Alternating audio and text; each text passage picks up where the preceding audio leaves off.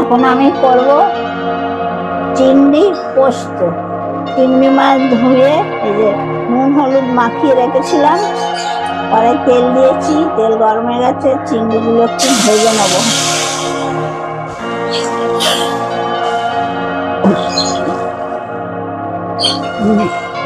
পোস্ত বাটা আছে, এই যে বাটা হয়ে গেছে, কাঁচা লঙ্কা দিয়ে পোস্ত বেটেছি, পেঁয়াজ কাটা আছে, হয়ে গেছে দেখতে দাও সব। এবার চিংড়িটা একটু ভেজে নেবো। এই চিংড়ি পোস্তটা না আমার মায়ের হাতে দারুণ হয়। আমাদের বাড়িতে মানে কোনো টাইমে কেউ আসতে চাইছে, আগে ডিমান্ড থাকে যে চিংড়ি পোস্তটা করো। আপনারা এইভাবে চিংড়ি পোস্তটা করে দেখবেন, দারুণ খেতে হয়। আর তার সাথে আপনারা লাইক, শেয়ার আর সাবস্ক্রাইবটাও করে দেবেন। আমি আবার বলছি, অতি অবশ্যই এই চিংড়িটা ট্রাই করে দেখবেন, চিংড়ি পোস্ত। চিংড়ি ভাজা হয়ে গেল, চিংড়িগুলোকে তুলে রাখতেছি।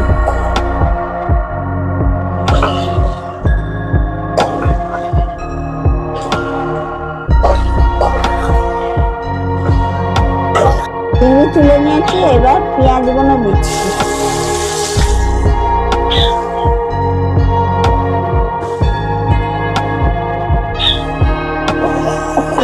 পেঁয়াজ দিলে ভালো হয় খেতে,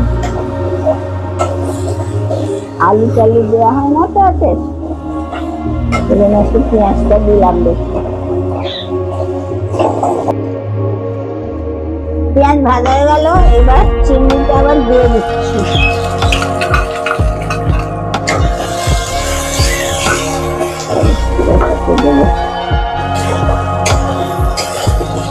চিংড়ি দেওয়ার পর এবারে দিচ্ছি পোস্ত।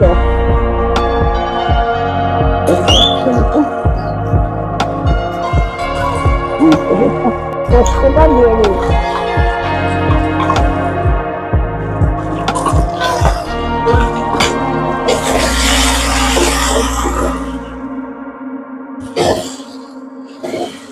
পোস্তটার সঙ্গে একটু ভাজতে হবে এগুলো।